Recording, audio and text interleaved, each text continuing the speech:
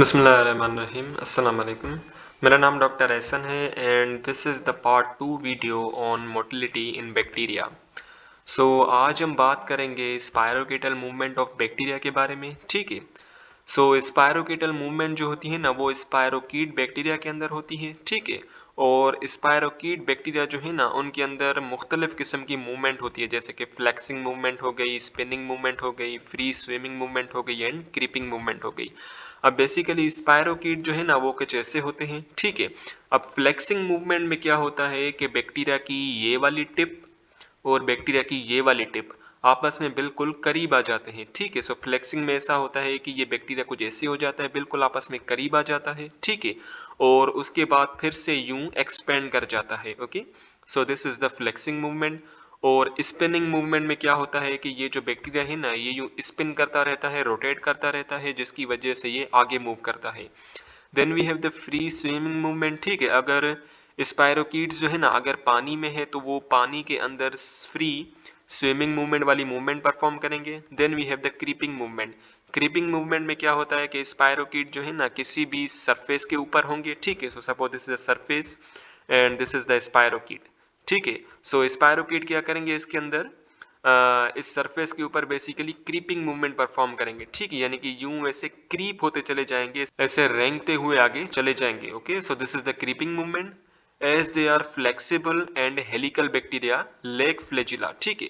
अब ये जो स्पायरोकीट बैक्टीरिया जो है ना ये बेसिकली फ्लेक्सिबल होते हैं, इनके अंदर खिंचाव मौजूद होता है। और ये फ्लेक्सिबल क्यों होते हैं? बिकॉज इनके अंदर एंडोफ्लेजिला मौजूद होता है। Okay. And these are the helical bacteria. ठीक है। हेलिकल यानी कि ऐसे। ठीक है। These are the helical bacteria और इनके अंदर फ्लेजिला नहीं होता। ठीक है। ये चीज आपने जहन में रखनी है कि स्पायरोकीटल बैक्टीरियाज जो है ना स्पायरोकीट्स जो हैं उनके अंदर फ्लेजिला नहीं होता, बल्कि उनके जिस्म के अंदर एक मॉडिफाइड फ्लेजिला होता है जिसे हम कहते हैं एंडोफ्लेजिला। ठीक है।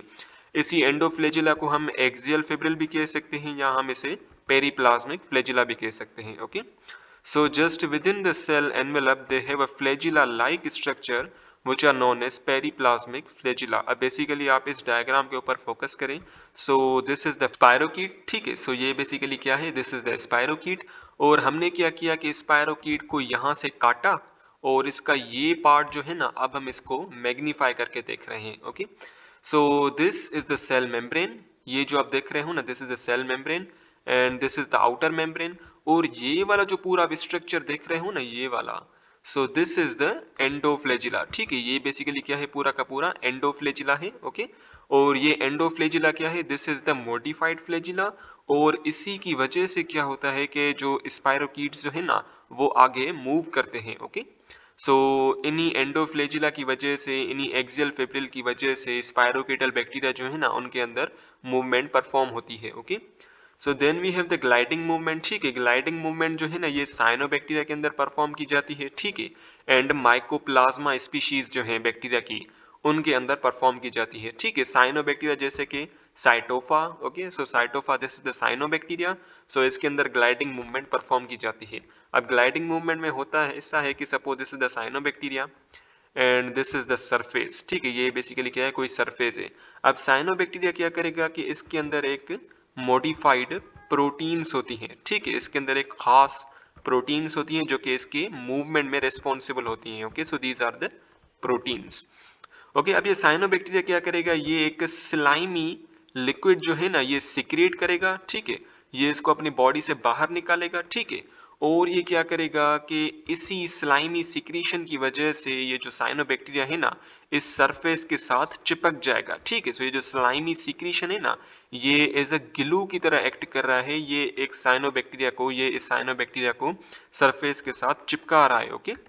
सो दे शो द ग्लाइडिंग मूवमेंट। ठीक है। अब बेसिकली ग्लाइडिंग मूवमेंट के अंदर होता है ऐसा है कि look at this diagram, this is the surface, ये बेसिकली सरफेस है and this is the bacteria. ठीक है। दिस में बी द साइनोबैक्टीरिया और इट में बी द माइकोप्लाज्मा। अब बेसिकली इसके अंदर ग्लाइडिंग मूवमेंट होती है। ग्लाइडिंग मूवमेंट ऐसे होती है कि इसमें से कुछ स्लाइमी सिक्रीशंस निकलती हैं और इन्हीं स्लाइमी सिक्रीशंस की वजह से क्या होता है कि ये जो बैक्टीरिया है ना इसके ऊपर चिपक जाता है। ठीक है। और उसके बाद क्या होता है कि इसी बैक्टीरिया में रोटेशनल मूवमेंट परफॉर्म होती है जिसकी वजह से ये सेल आगे मूव करता है। Okay. So when come in contact with a solid surface, अच्छा, ये ग्लाइडिंग मूवमेंट जो है ना, जब बैक्टीरिया किसी सॉलिड सरफेस के ऊपर आते हैं तो उनके बाद ही उसके बाद ही बेसिकली ग्लाइडिंग मूवमेंट परफॉर्म की जाती है, ठीक है। It helps to find out the substratum, ठीक है। अब सबस्ट्रेटम जो है ना, वो एक ऐसा स्ट्रक्चर है जिसके ऊपर बैक्टीरिया जो है ना वो बाइंड करता है, ठीक है। यहाँ ऐसा समझ लें उसके ऊपर ग्लाइडिंग मूवमेंट परफॉर्म करता है। जैसे कि अगर वुड हो गया, ठीक है, तो वुड के ऊपर ये साइनोबैक्टीरिया जो है वो ग्लाइडिंग मूवमेंट परफॉर्म करेंगे। बार्क हो गया, ठीक है ना, बार्क बेसिकली हम कहते हैं कि जो ट्रंक होता है प्लांट का, यानी कि जो स्टेम होता है, स्टेम की जो बिल्कुल आउटर कवरिंग होती है ना, उसे बेसिकली हम बार्क कहते हैं, ओके। सो ये जो साइनोबैक्टीरिया एंड माइक्रोप्लाज्मिक स्पीशीज है ना, ये बेसिकली बार्क के ऊपर भी चिपक जाती हैं और उसके ऊपर भी ग्लाइडिंग मूवमेंट परफॉर्म करती हैं, ओके। और शेल के ऊपर भी बेसिकली वो ग्लाइडिंग मूवमेंट परफॉर्म करती हैं, ठीक है। फॉर एनकरेज एंड रिप्रोडक्शन, ठीक है, एनकरेज यानी कि उसके ऊपर चिपकेंगी, ठीक है ना, उसके ऊपर यानी कि बाइंड होंगी और ग्लाइडिंग मूवमेंट परफॉर्म करेंगी। एंड रिप्रोडक्शन, ठीक है, यानी कि यही वुड, यही बार्क और यही शेल, ये बेसिकली इंपॉर्टेंट हैं इन्हीं साइनोबैक्टीरिया एंड माइकोप्लाज्मिक स्पीशीज के लिए for their reproduction, okay. So reproduction के लिए भी ये तीनों चीजें इंपॉर्टेंट है, ओके, इन्हीं साइनोबैक्टीरिया के लिए। They secrete slime with the help of which they get attached to the substratum, ठीक है। मैंने आपको बताया था ये बेसिकली साइनोबैक्टीरिया और ये mycoplasmic species slimy secretion produce करती हैं, ठीक है। और ये स्लाइम क्या होता है, ये सेमी सॉलिड स्ट्रक्चर होता है, ओके। और ये ग्लू की तरह एक्ट करता है जो कि साइनोबैक्टीरिया एंड माइकोप्लाज्मिक स्पीशीज को सबस्ट्रेटम के साथ यानी कि सरफेस के ऊपर अटैच होने में मदद करता है, okay. However, no organelle are associated with the movement, ठीक है। अब कोई भी ऑर्गेनेल जो है ना, कोई भी साइटोप्लाज्मिक ऑर्गेनेल जो है वो ग्लाइडिंग मूवमेंट के लिए रिस्पॉन्सिबल नहीं होता, ओके। सो कोई भी जो साइटोप्लाज्मिक ऑर्गेनेल जो है ना वो ग्लाइडिंग मूवमेंट में हेल्प नहीं करता, ठीक है। सो ग्लाइडिंग मूवमेंट में किसी भी ऑर्गेनेल की हमें जरूरत नहीं होती, साइनोबैक्टीरिया को ऑर्गेनेल की जरूरत नहीं होती for gliding movement. Now let's talk about the structure of bacterium flagellum, ठीक है।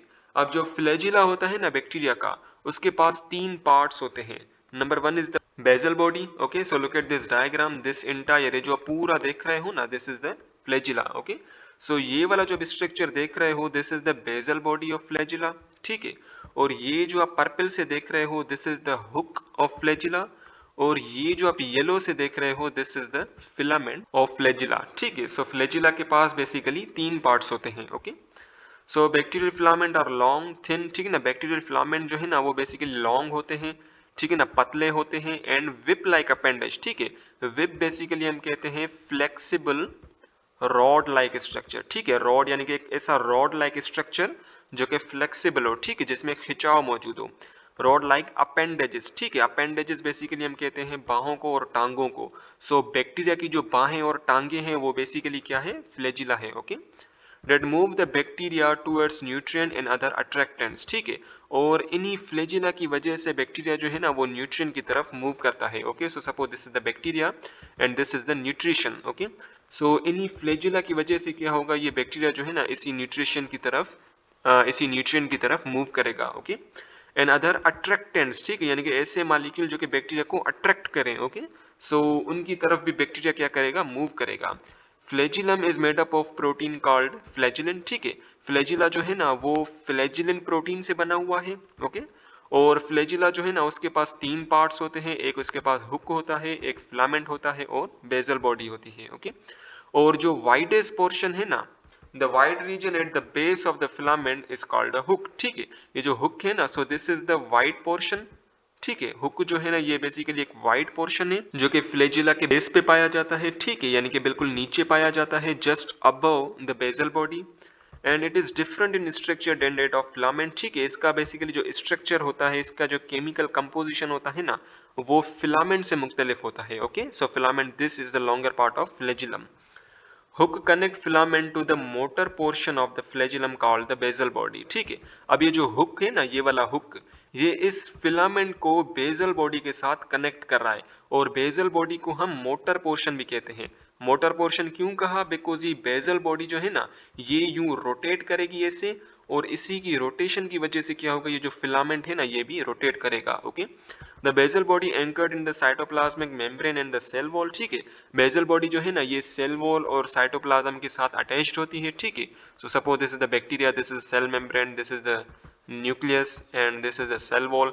ठीक है ना, अब जो बेसल बॉडी जो है ना ये सेल वॉल के साथ और इस साइटोप्लाज्म के साथ दोनों के साथ यूं अटैच्ड होगी। Okay, and this is the hook and this is the filament. Okay, it contains the rotating motor which is powered by ATP and C ring. ठीक है, अब आप इस बेसल बॉडी पे थोड़ा फोकस करें। सो ये जो आप देख रहे हो ना, this is the rotating motor. Okay, ये बेसिकली रोटेटिंग मोटर है जो कि रोटेट करेगा and these are the C rings. ठीक है, ये जो आप व्हाइट व्हाइट से देख रहे हो ना, these are the C rings, और सी रिंग्स को बेसिकली हम रोटर ऑफ द मोटर भी कहते हैं। ठीक है, रोटर क्यों कहा, बिकॉज ये सी रिंग्स जो है ना ये बेसिकली मूव करेंगी और इन्हीं की मूवमेंट की वजह से क्या होगा कि ये जो मोटर है ना ये भी मूव करेगा, और जिसकी वजह से क्या होगा, ये जो पूरा फिलामेंट है ये भी मूव करेगा। ओके, अच्छा, ये जो रोटेटिंग मोटर है ना ये वाला, इसको बेसिकली एटीपी की जरूरत होती है। ठीक है, फॉर रोटेशन, जब एटीपी नहीं मिलेगी तो ये रोटेटिंग मोटर मूव नहीं करेगा।